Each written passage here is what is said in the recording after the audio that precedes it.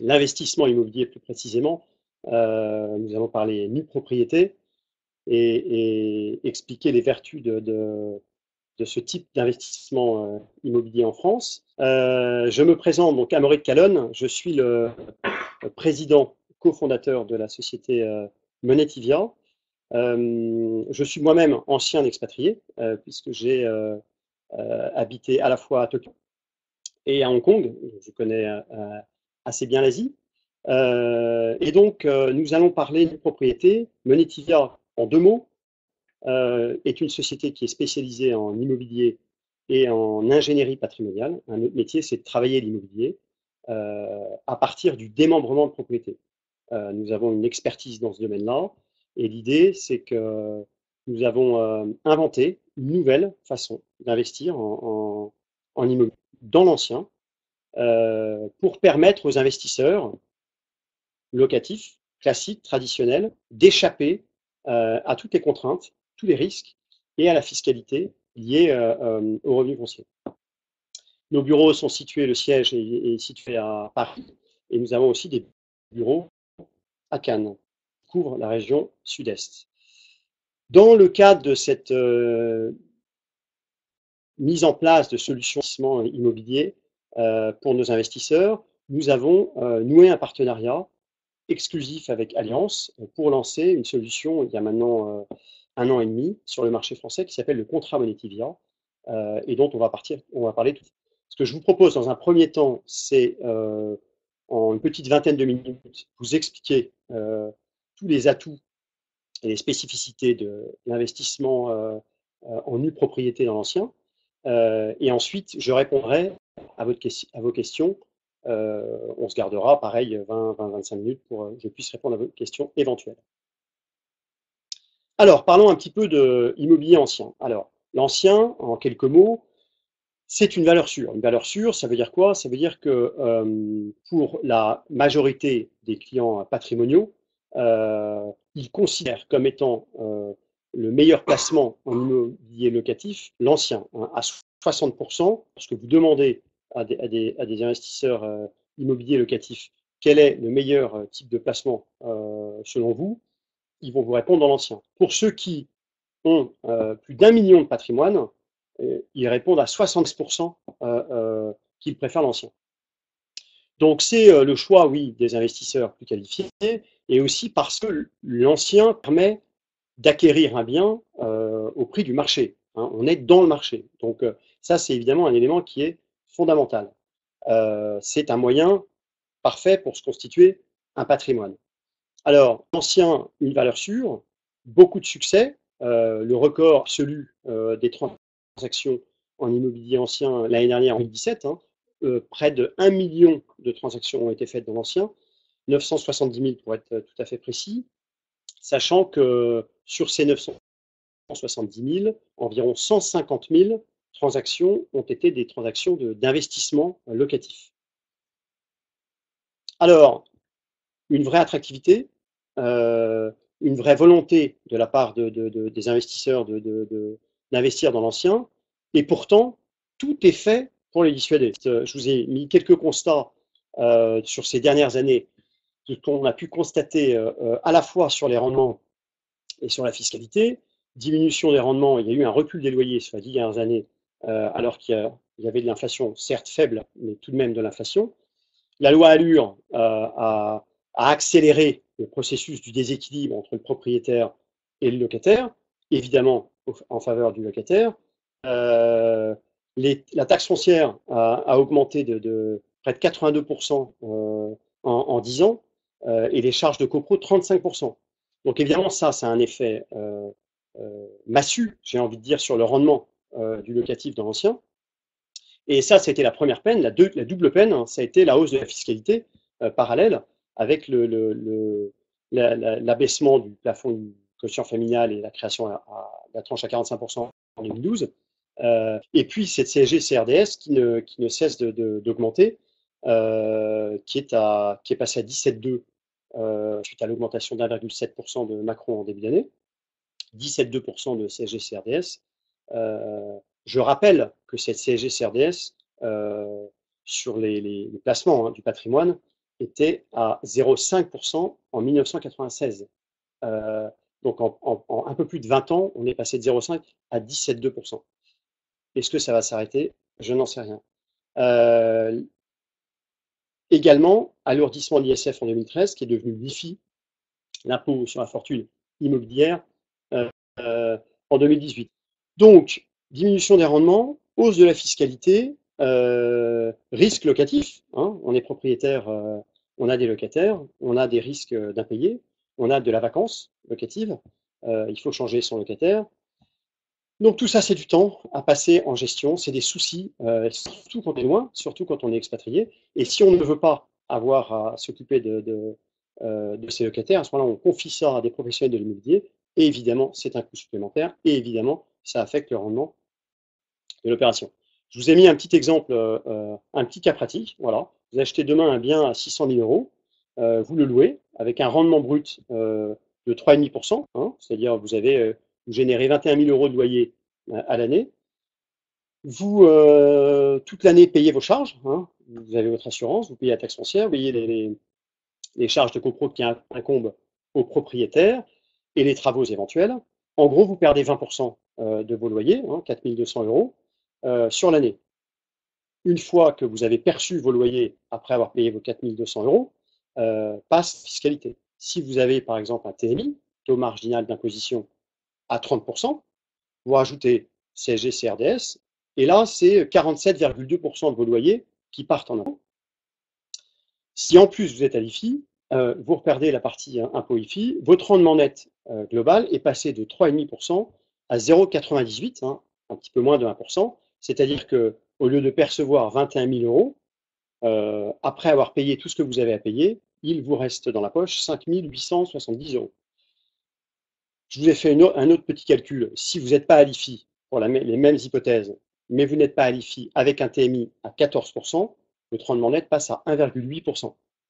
Il est quand même divisé de moitié par rapport au rendement brut de l'opération. Alors l'idée, c'est évidemment de dire ça, c'est plus possible.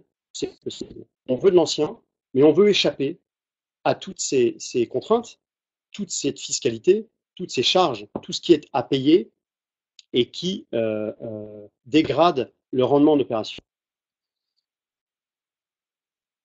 Effectivement, à quoi bon investir en immobilier pour se générer des revenus si à la fin il en reste si peu? Alors, la solution pour échapper à tout ça, pour échapper au risque locatif, pour échapper à la fiscalité, c'est l'investissement en nue propriété. Alors, quelques mots sur la nue propriété. Le principe du démembrement de propriété, hein, pour ceux qui ne connaissent pas, en quelques mots, lorsqu'on détient une pleine propriété d'un bien, celle-ci se décompose en deux parties. La nue propriété du bien, la nue propriété, je suis propriétaire du bien, mais je n'en ai pas la jouissance. Je suis propriétaire des murs. L'usufruit, j'ai l'usus et le fructus du bien. J'ai l'usage du bien, c'est moi qui l'occupe, et le fruit du bien. Si je mets le bien en location, c'est moi, usufruitier, qui perçois le loyer. Le principe de la solution, c'est de s'appuyer sur ce mécanisme juridique qui date du Code civil, hein, en procédant à un démembrement temporaire. Vous achetez la nue propriété du bien et vous laissez un usufruit temporaire à votre vendeur. En procédant de la sorte, cet usufruit temporaire a une valeur économique, hein, valeur économique qui va correspondre à la décote que vous allez avoir sur le bien.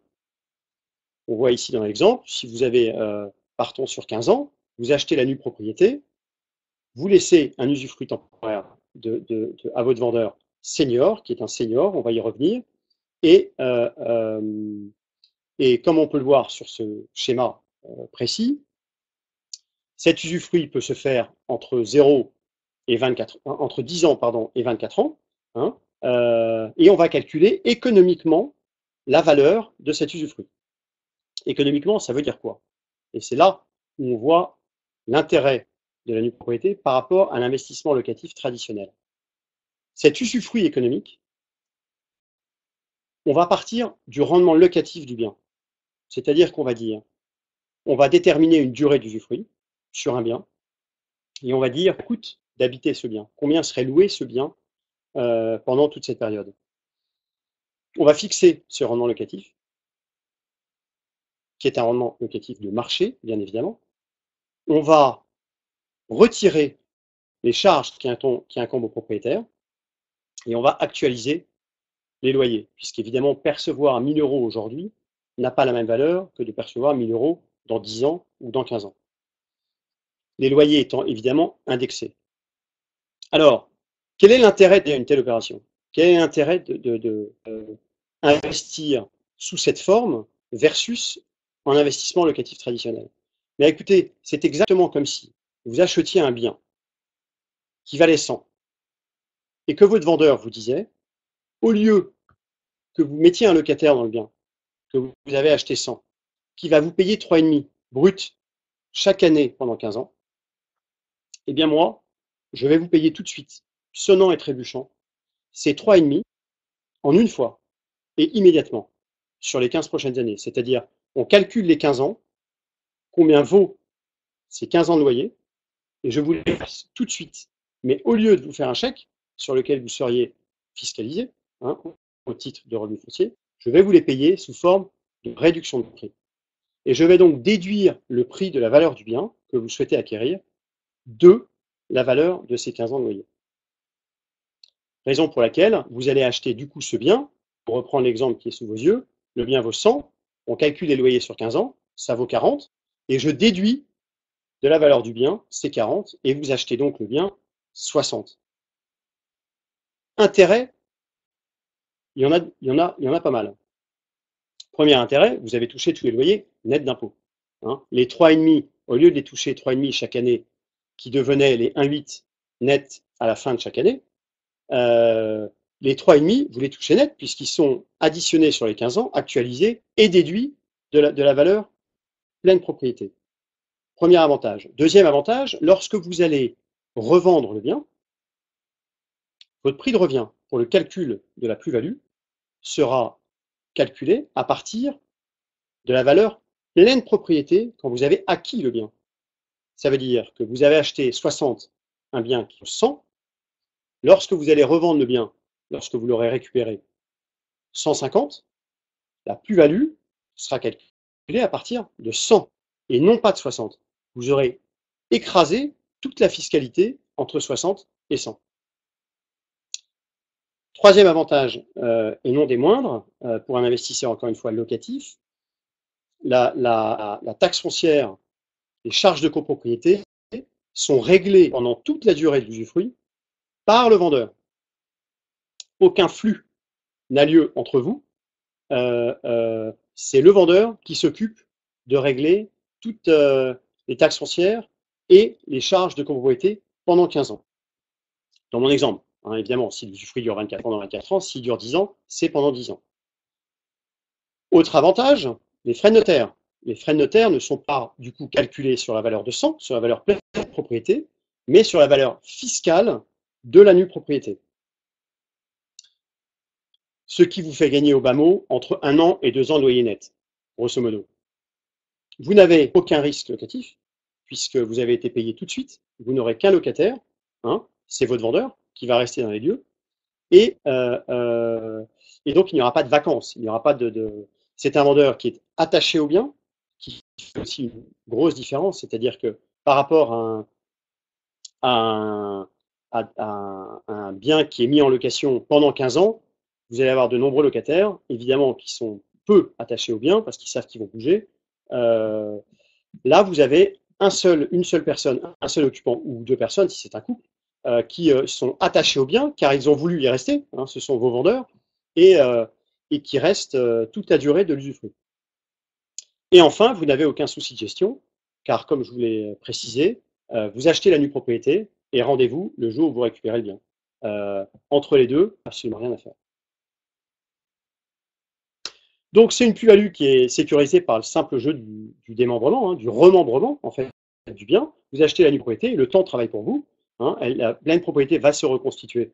Vous allez retrouver le bien en pleine propriété. Et donc par le simple jeu du démembrement, de l'usufruit, vous allez dégager un TRI entre 3 et 3,5% par an, net de fiscalité. auquel s'ajoutera bien l'upside immobilier, hein, la valorisation du bien immobilier sur la période.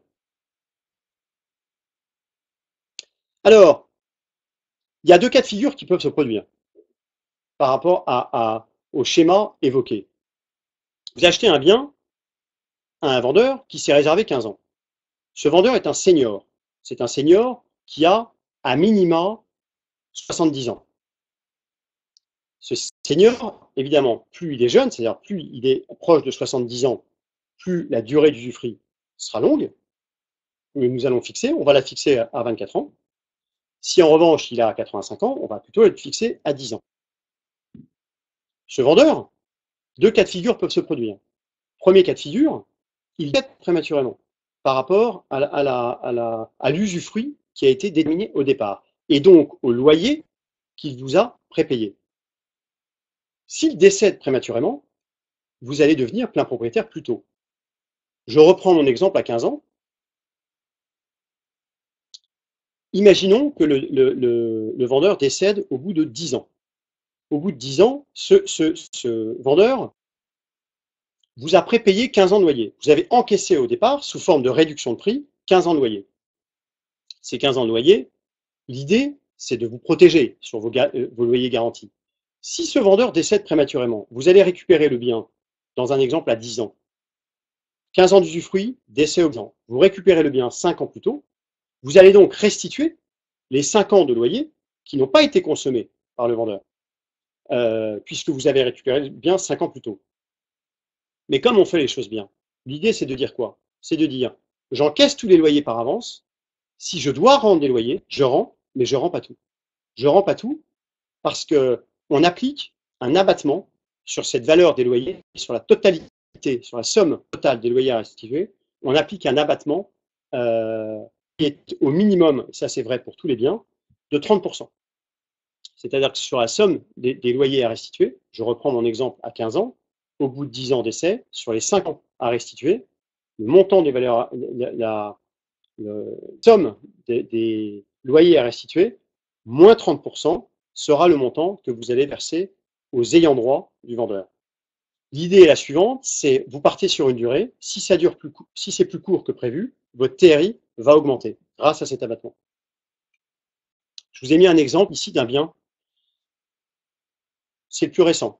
C'est un bien qui a été sélectionné par Monetivia vendredi, donc qui est commercialisé à partir d'aujourd'hui. Vous voyez ici un exemple d'un bien donc, qui est situé à Nice et qui fait 84 mètres carrés et qui a une valeur en pleine propriété de 1 090 000 euros. Valeur vénale, valeur libre. Il est situé, pour ceux qui connaissent Nice, dans le quartier Montbron, vue mer. Cet appartement a été démembré avec un usufruit, une durée d'usufruit de 16 ans. On en a déterminé sa valeur économique. Le prix de la nue propriété est donc de 670 000 euros pour ce bien. Vous allez acheter 670 000 ce bien et laisser un usufruit de 16 ans à votre vendeur. Imaginons que votre vendeur décède au bout de 8 ans. Vous voyez sous le tableau du bas la valeur des loyers à restituer qui correspond aux 8 années qui restent, s'élève à 268 000 euros. Vous auriez 268 000 à verser aux ayants droit du vendeur. Après abattement, car sur ce bien, l'abattement est de 44% sur les loyers, vous allez rester 150 000 euros. Bilan des courses, vous récupérez le bien au bout de 8 ans et non au bout de 16 ans. Vous avez donc eu un démembrement temporaire de 8 années sur le bien. Vous aurez décaissé 670 000 plus 150 000, ce qui nous fait 820 000 euros, pour un bien à 1 090 000 euros. Si vous revendez le bien tout de suite au bout de 8 ans, la différence entre les deux, c'est dans votre poche, net d'impôt. Zéro impôt sur l'opération. Voilà le principe du complément. Deuxième cas de figure qui peut se produire, au bout de 15 ans, le vendeur est encore en vie. Il aura à ce moment-là au minimum 92 ans. Il est encore en vie et il souhaite rester dans les lieux. Il peut le faire. Il peut le faire. Et c'est là où Allianz, le partenaire de l'opération, entre en jeu. Il peut le faire car il a souscrit, au moment où vous avez acheté la nue propriété, chez le notaire, un contrat d'assurance dont il vous a mis bénéficiaire. Il vous a mis bénéficiaire pour percevoir une rente qui s'enclenche immédiatement au terme de l'usufruit si le vendeur est en vie. J'ai laissé 15 ans d'usufruit à mon vendeur. Au bout de 15 ans, le bien est remembré. Je suis propriétaire du bien. Je vais récupérer le bien. Ah, et le vendeur a une option de pouvoir y rester, s'il le souhaite. Il peut y rester parce que c'est enclenché immédiatement, parce qu'il était en vie, cette rente. Cette rente vous est versée tous les mois tant que le vendeur va rester dans le bien. S'il souhaite continuer à occuper le bien, encore 1 an, encore 2 ans, encore 3 ans, à la fin de l'usufruit temporaire, Allianz va vous verser tous les mois une rente tant que le bien est occupé. Ainsi, on sécurise votre rendement. Vous connaissez votre TRI à l'avance. Voilà tout l'intérêt pour l'investisseur. Ce qu'il faut savoir, c'est que si ce vendeur, au bout de l'usufruit, dit je m'en vais, c'est lui qui prend la rente à ce moment-là, puisqu'elle est automatiquement enclenchée sur sa vie et elle est versée jusqu'à son décès. Elle est versée à l'investisseur si le vendeur souhaite rester dans les lieux. Elle est versée au vendeur s'il quitte les lieux et qu'il part par exemple en maison de retraite ou je ne sais où, et l'investisseur récupère le bien. Donc vous êtes protégé par cette assurance. Voilà en résumé la solution. J'achète la nue propriété, je laisse un usufruit temporaire à mon vendeur qui correspond à des années de loyer que je perçois tout de suite net d'impôts. Ça s'arrête avant, je verse un complément aux ayants droit, je récupère le bien plus tôt et j'ai un abattement sur ce complément, sur ces valeurs des loyers à restituer, qui me maximise mon TRI. Ça s'arrête un peu après, parce que le senior a souhaité rester dans les lieux. Je perçois cette rente tous les mois, qui a un traitement fiscal privilégié et qui sécurise mon rendement durant toute opération. Alors investir avec Monetivia, investir dans ce type de solution, quel peut être votre objectif? Je vais vous donner les objectifs des investisseurs qui nous contactent.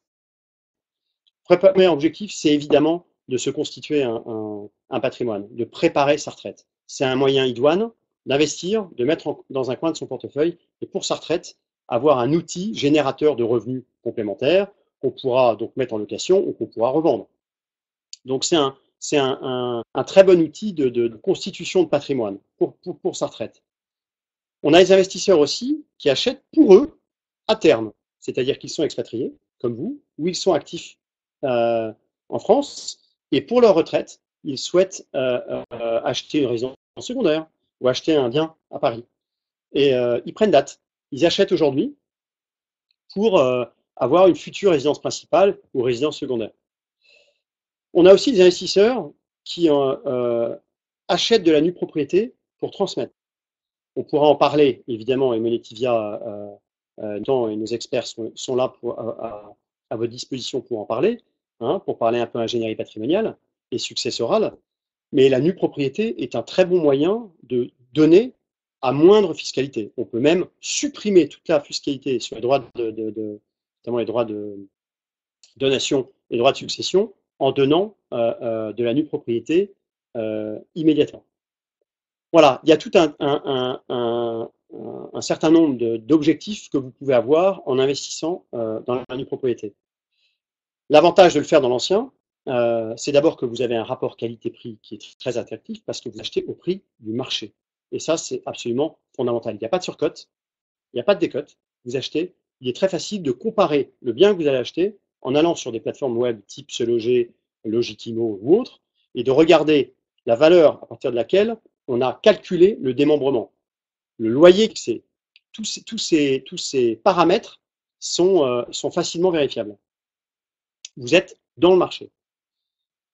Deuxième avantage de l'ancien, c'est que les biens qui sont sélectionnés sont dans des emplacements extrêmement favorables. Ils sont toujours en centre-ville ou dans des lieux, si ce n'est pas en centre-ville, dans des lieux sur la côte ou dans des lieux qui sont recherchés. Donc ça, c'est très important. On n'est pas en périphérie ou loin des périphéries.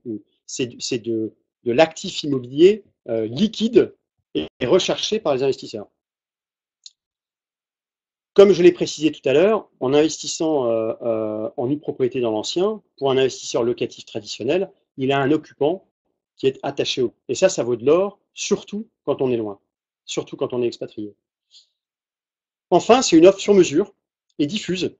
C'est pas des programmes en bloc, hein, on achète un appartement dans le 16e, dans le 8e. Je joue la carte du Grand Paris et je vais en première couronne. Au cœur de villes, de grandes villes de province, Bordeaux, Lyon, Nice. Voilà, c'est une offre sur mesure. Vous pouvez choisir en fonction de vos, euh, de vos souhaits. La sélection qui est faite par Monetivia est extrêmement rigoureuse. Elle repose sur deux aspects, hein. Chaque bien est étudié d'un côté en disant il faut que ce bien ait une valeur patrimoniale ou locative, hein. Ça veut dire liquide, ça veut dire que dans le temps, dans 10-15 ans, ce bien se louera parce que proche commerce, proche transport, centre-ville, il a toutes les caractéristiques d'un bien liquide ou patrimonial. Donc ça, c'est le premier regard qu'on va poser sur le bien.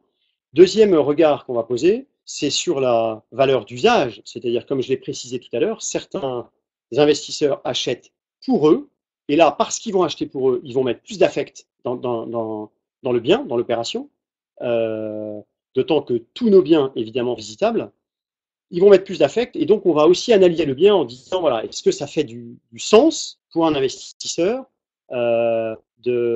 d'acheter, eh ben, la photo que vous voyez sur le PowerPoint là est une maison à Saint-Tropez, hein, qui est en vente en une propriété. Voilà, typiquement, voilà, ça a une valeur patrimoniale, ça a une valeur d'usage. C'est pas un bien qui est destiné à être mis en location, et c'est pas la valeur locative que va viser l'investisseur. C'est plutôt un usage personnel.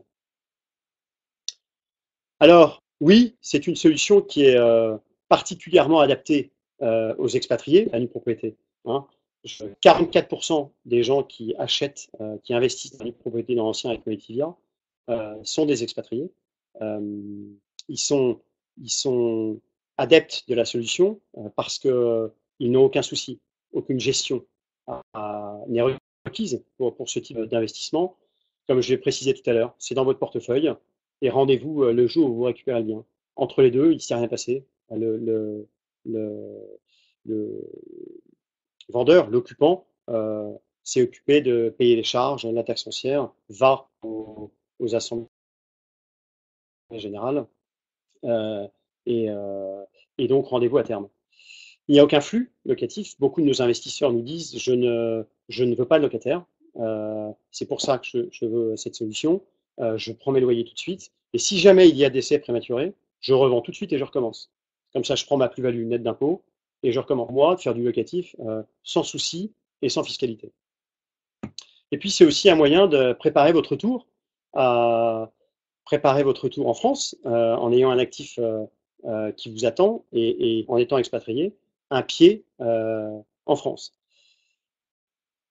Comme des Jean Molanier, l'investisseur peut croiser les bras car c'est le temps qui s'écoule et travaille pour lui, hein. Le bien se recapitalise tout seul. Dernier élément, avant de passer aux questions, le financement. Est-ce que ce type d'opération se finance? Oui, mais oui, sous certaines conditions. Vous êtes expatrié, vous êtes français non résident. La banque va vous demander, pour financer de la nue propriété, ce qu'on appelle une garantie déplacée. Ça veut dire quoi une garantie déplacée? Ça veut dire que ils vont vous prêter, en fonction évidemment de vos revenus, il faut que vous ayez un certain nombre de revenus, un certain niveau de revenus. Mais ça, c'est votre capacité à rembourser l'un. Mais la garantie, c'est en cas de défaut, comment est-ce que la banque couvre son risque? Et là, la banque va vous demander cette fameuse garantie déplacée. Ça veut dire, je vous prête 200 000 euros, pour prendre un exemple, mais je ne prends pas en garantie la nue propriété, le bien que je finance. Je vais vous demander une garantie ailleurs. Cette garantie peut être soit immobilière, c'est d'ailleurs très largement le cas, c'est-à-dire vous avez soit une résidence principale ou une résidence secondaire, puisque votre résidence principale maintenant est là où vous êtes pris, mais vous avez un bien en France ou des biens locatifs, et à ce moment-là, vous pouvez mettre sous hypothèque mettre une hypothèque sur un de ces types de biens, donc une garantie immobilière par ailleurs, ou alors une garantie financière. On va adosser un contrat d'assurance vie à l'opération. Hein, ce contrat sera nanti du montant prêté et, et permettra du coup de fournir cette garantie à la banque. Et dans ces conditions-là, ou dans cette condition, à partir du moment où vous avez ces garanties que vous pouvez fournir à la banque et que vous avez des revenus suffisants, dans ce cas-là, la banque finance les opérations.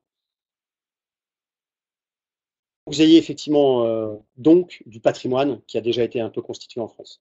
Je pense que c'est le prérequis. Vous pourrez faire à ce moment-là un crédit qui est amortissable ou in fine. Hein. Ce qu'il ne faut surtout pas hésiter à faire, c'est interroger un courtier en plus de sa banque, hein, parce que votre conseiller en banque ne connaît pas forcément très bien le financement. Il aura le premier réflexe de vous dire oui, oui, parce qu'il connaît votre niveau de revenu, il sait que vous gagnez bien votre vie, et donc il va vous dire oui, oui, il n'y a pas de problème, on va vous financer, puis ça va remonter en centrale et au comité des risques, etc. Et là, boum, on va vous demander cette garantie déplacée. Donc n'hésitez pas à passer par les courtiers. On a des partenaires, notamment avec l'UFE, car Financement connaît et bien la nue propriété dans l'ancien et a financé certains de nos investisseurs. Donc ils seront tout à fait à même de pouvoir vous conseiller pour vous dire si vous êtes ou pas finançable. Voilà ce que je peux vous dire en termes de présentation sur la nue propriété, donc ce type d'investissement dans l'ancien en France. J'ai noté l'adresse de Monetivia pour tous ceux qui veulent plus d'informations et entrer en contact avec nous. Et si vous avez plus de questions ou si vous avez des cas pratiques sur lesquels vous avez besoin d'être aidé, vous pouvez noter l'adresse contact@monetivia.com et nous envoyer vos requêtes. Vous serez évidemment contacté très rapidement derrière. Contact au singulier @monetivia.com. Et la vidéo, je vais bientôt commencer à répondre à votre question, mais sachez que la vidéo sera envoyée demain à tous les inscrits à ce webinaire. Bon, je vous propose de commencer, d'attaquer du coup les questions. J'ai l'impression qu'il y en a pas mal. Attendez, je vais juste me mettre.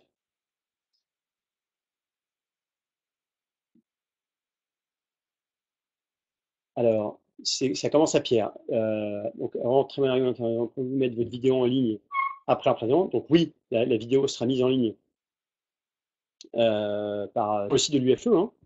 Non, pas sur le site de l'UFE. Il vous sera envoyé, pardon, directement à tous, comme je précisais, à tous les inscrits, tous ceux qui sont inscrits à ce webinaire.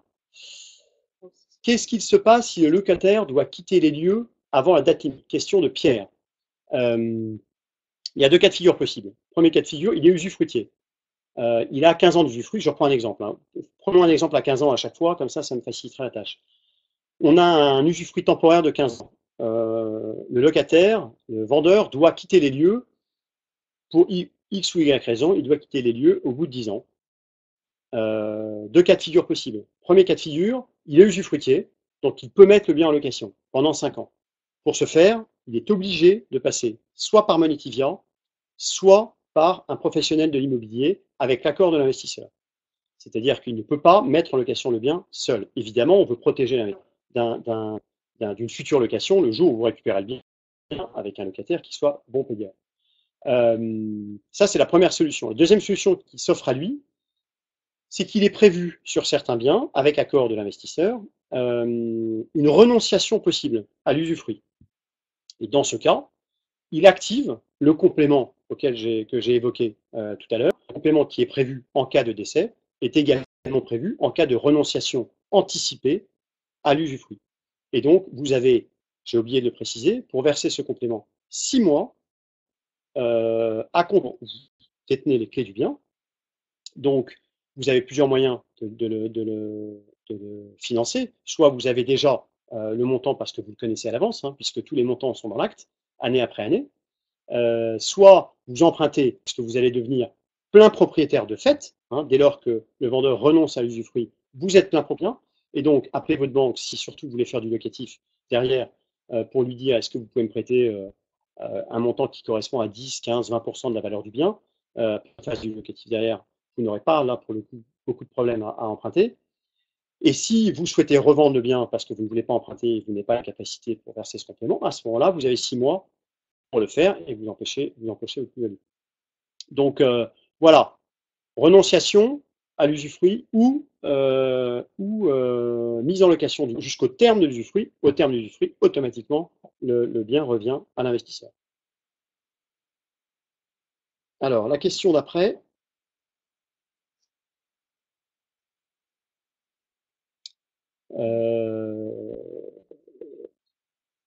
Je monte, excusez-moi, juste une petite. Je monte comment?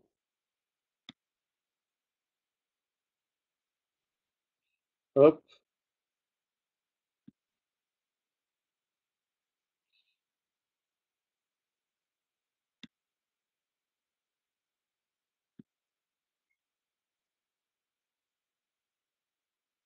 Alors, Pierre, c'était d'accord. Julien Proux, pour reprendre la question de Pierre, si le vendeur doit quitter le bien, mais reste en vie, maison, retraite, alors voilà, je pense avoir répondu à la question juste avant. Hors cash réserve, comment décaisser 150 000 euros et le financer avec une banque?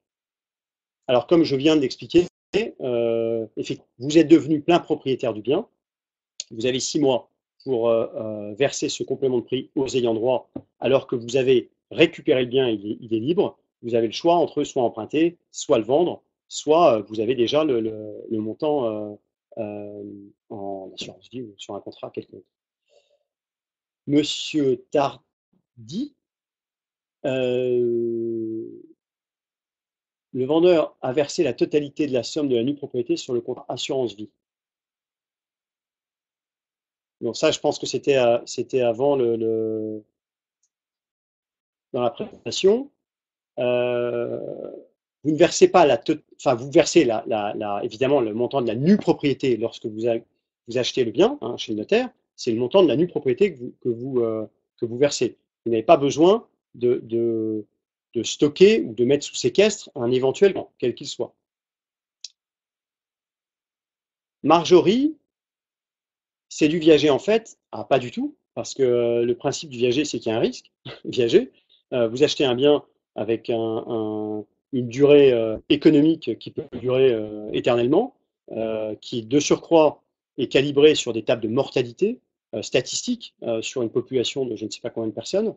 Or, la personne à qui vous allez acheter, évidemment, ne correspond pas, enfin, son espérance de vie est inconnue. Donc, si ça dure beaucoup plus longtemps que l'espérance de vie décrétée au départ, vous allez en avoir pour votre argent d'une certaine manière, c'est que vous allez pouvoir, surtout s'il y a une rente à payer, à verser 2 fois la valeur du bien. Ici, le TRI est connu à l'avance, il n'y a pas de gagnant, il n'y a pas de perdant, les deux sont gagnants, vous connaissez dès le départ les économies de l'opération, et si ça dure plus longtemps, vous êtes couvert par cette assurance euh, Alliance. Question suivante, comment approcher un financement partiel avec le soutien d'une banque? Là, je suppose que c'est la question du financement auquel j'ai répondu tout à l'heure. Garantie déplacée. Il vous faut une garantie déplacée, comme je le précise. Donc, oui, on peut le financer par un prêt bancaire, mais avec une garantie déplacée.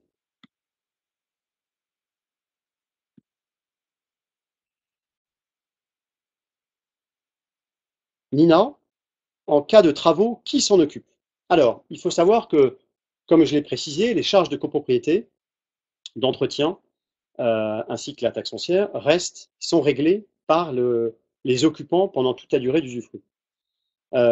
Seuls, 606, ce qu'on appelle les grosses réparations, incombent à l'investisseur. Ce qu'il faut entendre par grosse réparation, c'est tout ce qui concerne, en gros, la toiture et la structure, ce qui touche au bâti, c'est-à-dire l'étanchéité, toiture, et la structure elle-même. Cela n'intègre pas les ravalements. Les ravalements restent côté usufruitier. C'est vraiment les très grosses réparations qui touchent au bâti lui-même, les fondations, mais surtout toiture, et qui incombent à l'investisseur. Donc, ce qui se passe, c'est que si jamais il y a une résolution à l'ordre du jour qui traite d'un vote qui concerne une grosse réparation, il en est de votre sort, c'est vous qui transmettez votre vote au vendeur, qui doit appliquer en assemblée générale votre vote. Et si c'est voté, effectivement, les travaux seront à la charge de l'investisseur.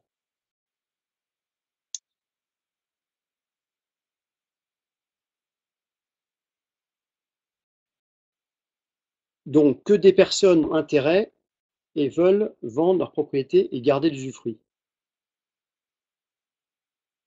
Les personnes seniors ont intérêt à vendre leur nue propriété, car c'est un moyen pour eux de monétiser leur actif immobilier et de pouvoir rester dans les lieux. Tous vos travaux de la personne qui a l'usufruit doivent passer par le nu propriétaire. Oui, absolument, comme je viens de le préciser, pour éviter de se retrouver avec un bien complètement différent après 15 ans. Alors, ce qu'il faut savoir là-dessus, je vais vous rassurer tout de suite, hein. Un senior, lorsqu'il fait l'opération, comme je l'ai précisé tout à l'heure, il est attaché au bien, il veut rester chez lui.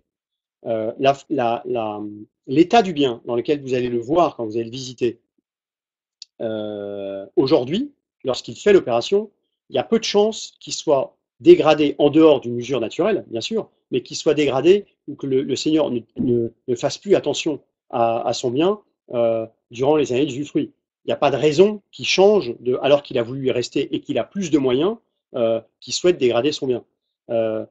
J'en veux pour preuve qu'on a des cas de seniors qui ont fait l'opération et qui, une fois qu'ils perçoivent le capital de la vente de la nue propriété, refont leur appartement, c'est-à-dire redécorent leur appartement, le repeignent, le remettent à neuf. Parce que pour eux, n'oubliez pas une chose, c'est une vraie solution de vie. C'est un moyen pour eux de se dire, voilà, je m'offre une nouvelle flexibilité financière et c'est un moyen pour moi d'offrir d'autres perspectives de vie. Et donc, certains vont même jusqu'à faire des travaux dans leur appartement et des ajustements. Question suivante. Quel avantage pour le locataire vendeur du coup? Quel avantage pour le locataire vendeur du coup par rapport à ce que j'ai évoqué avant? L'avantage pour lui, c'est effectivement de percevoir un gros montant de capital et d'avoir cette souplesse financière tout en restant chez lui. Comment est calculée la rente? Question posée par Johan. Comment est calculée la rente si la personne est toujours en vie à la fin du contrat et souhaite rester dans le bien? L'idée est de protéger votre rendement. Ça veut dire qu'on va fixer le montant de la prime, de la rente, de telle sorte qu'elle génère donc cette prime qui est payée par le vendeur, hein, au moment où il souscrit le contrat d'assurance. Cette prime est calibrée de telle sorte qu'elle qu'elle détermine une rente correspondant à 3% de votre investissement, tout de suite, en T0. Ça veut dire que immédiatement, si la rente vous était versée aujourd'hui, vous percevriez 3% de votre investissement immobilier. 3% en T0, mais cette rente de 3% ça c'est un minimum garanti, ça ne sera jamais moins, c'est garanti, va être revalorisé chaque année pendant la durée d'usufruit, revalorisé par alliance de ce qu'on appelle sa participation aux bénéfices. Chaque année, l'assureur génère des résultats et financiers et techniques et réalloue une partie de ces résultats dans la rente. Et donc, de façon capitalisée, chaque année, chaque 1er janvier, cette rente est revalorisée et de façon capitalisée pendant toute la durée du usufruit, ce qui génère le montant de rente qui sera donc, on peut raisonnablement penser, à plus de 3% à la sortie au moment où elle s'enclenche. Ce qu'il faut savoir aussi, c'est que cette rente a un traitement fiscal privilégié. Traitement fiscal privilégié parce que c'est l'artiste du CGI. En fonction de votre âge, au moment où elle va s'enclencher, seule une fraction de cette rente va être fiscalisée. Tout le reste sort de l'impôt. Si vous avez par exemple aujourd'hui 45 ans, que vous investissez en nue propriété avec un démembrement temporaire de 20 ans, vous aurez donc 65 ans au moment où s'enclencherait cette rente si votre vendeur est en vie et souhaite rester dans les lieux dans 20 ans. À 65 ans, seuls 40% de la rente est fiscalisable à l'IR, hein, comme du revenu foncier. 60% sort de l'impôt, totalement.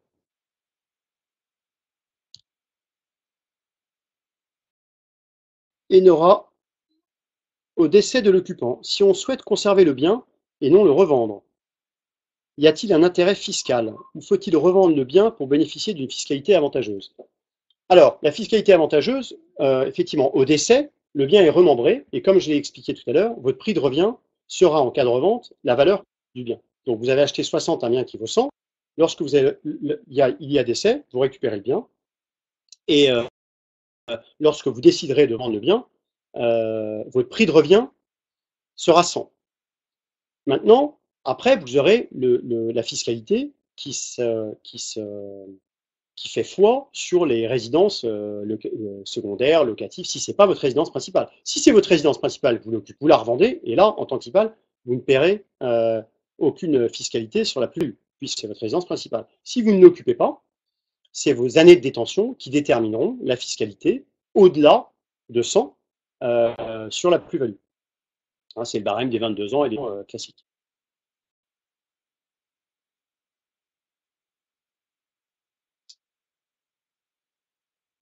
Alors, ensuite, quand on parle de garantie déplacée sur un bien immobilier en France, est-ce qu'il faut qu'il n'y ait plus de prêt dessus? Alors, c'est une excellente question. Effectivement, si vous avez le principe de la banque, c'est de ne pas prendre votre risque. Donc, si vous avez déjà un crédit sur un bien locatif, hein, imaginons par exemple, je vais vous donner un schéma assez classique. Vous avez un bien, imaginons, qui vaut 400 000 euros, sur lequel vous avez un crédit de 200 000 euros dessus. Alors évidemment, si vous demandez à une banque de mettre une hypothèque sur ce bien, elle va se retrouver en deuxième rang, ce qu'elle ne va pas aimer, ça c'est sûr. Elle va regarder le bien en disant, vous avez un bien de 400 000, en général, le bien, hein, pour leur garantie, ils décodent de 20 à 30% le bien. Alors ils vont dire, bah, votre bien de 400 000 euros, nous on part sur une valeur de, allez, on retire 30%, on retire 120 000 euros, donc 280 000 euros. Vous avez, une dette de 200 000, donc moi, ma garantie, elle peut concerner que 80 000 euros sur ce bien-là, pour pas que je sois à risque. Donc elle va raisonner comme ça. Donc évidemment, il vaut mieux ne pas avoir de dette sur sur l'actif. Ça, encore une fois, carte financement vous expliquera ça encore mieux que moi, mais le courtier dont je parlais tout à l'heure.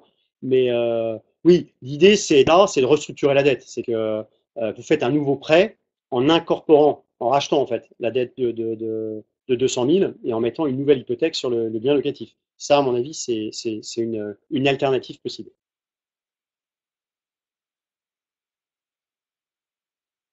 Arnaud Lévesque, quelle fiscalité s'applique dans nos pays de résidence en Asie?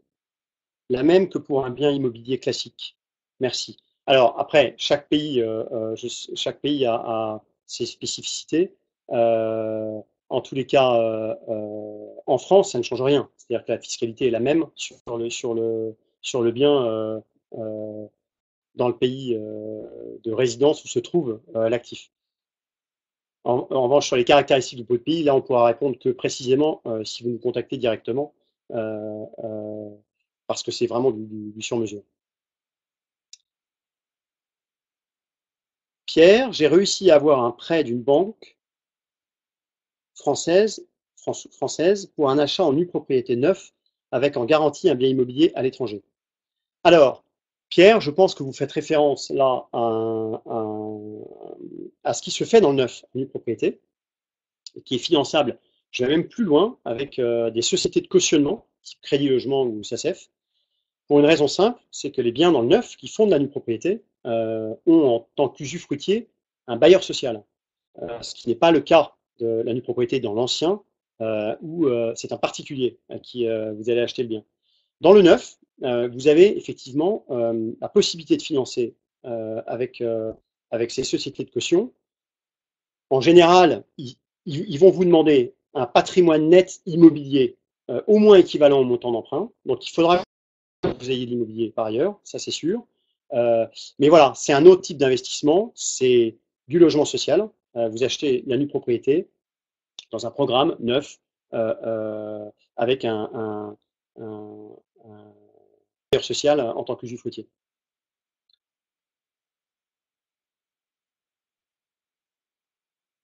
Donc aucun moyen de financement sans déplacer la garantie, aucune banque accepte de prêter aux expats. Alors, c'est pas qu'une banque accepte de prêter aux expats. Les banques acceptent de prêter aux expats, mais encore une fois, sous une condition où ils peuvent, en France, avoir les moyens de couvrir le risque. Quelles sont les protections pour le propriétaire si le locataire ne paye pas les taxes foncières? Alors, la taxe foncière, vous inquiétez pas que l'État va aller la chercher si elle n'est pas payée.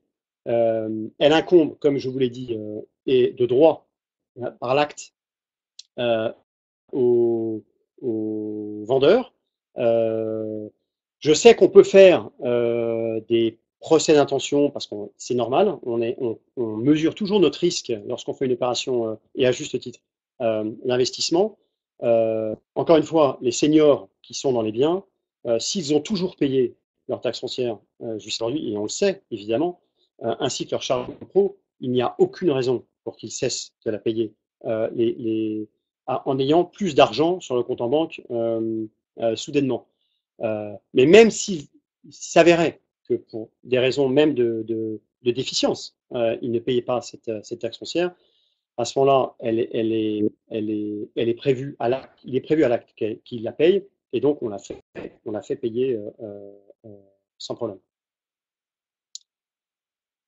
Quelle commission pour Monetivia? Les honoraires de Monetivia, nous prenons 3,5% sur, sur la transaction et qui est compris dans le prix de la nue propriété. Je vais vous remettre, pour ceux qui ont accès au slide, attendez, que je vois si j'y arrive. Non, je vais y arriver. Je ne peux pas me remettre dessus. Elle apparaissait tout à l'heure. Ouais, mais il ne bouge pas sur mon. Moi, je ne peux pas le bouger. C'est pas grave. En tous les cas, retenez qu'effectivement, dans le prix de nue propriété qui est proposé, nos honoraires sont compris dedans et ils sont de 3,5% sur la valeur du bien. Alors, je vais bientôt devoir arrêter parce on arrive au bout. Je prends vite une petite dernière question s'il en reste. Il en reste pas mal. On est de toute façon à votre disposition pour répondre à toutes ces questions. Euh,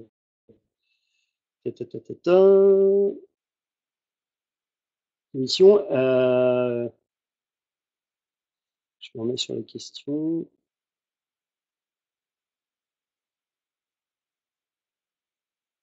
Pour avoir 3% de rente, quel est le montant que l'usufruitier doit verser sur l'assurance vie? Est-ce une partie du capital reçu par la vente de la nue propriété? Est-ce un versement régulier? Alors, merci d'avoir posé la question, j'ai bien vu, heureusement que je l'ai vu. Oui, c'est une prime unique, c'est pas un versement régulier. C'est chez le notaire, le vendeur perçoit le montant de la nue propriété et fait un chèque immédiatement de la prime correspondant à la prime d'assurance chez le notaire. Et c'est envoyé, tout est traité chez le notaire et c'est envoyé à l'assureur. Donc, prime unique, pas de flux, bien sûr, c'est pas payé chaque année, c'est payé tout de suite sonnant et trébuchant à partir du capital que perçoit l'usufruitier. Voilà ce qu'on peut dire. Il va vraiment falloir que j'arrête, on va rendre l'antenne. Je vous redonne mon mail de contact qui est contact@monetivia.com pour plus de questions. N'hésitez pas, on est évidemment là à position pour répondre à tout type de questions. Je vous dis au revoir et puis à très bientôt. Merci à vous.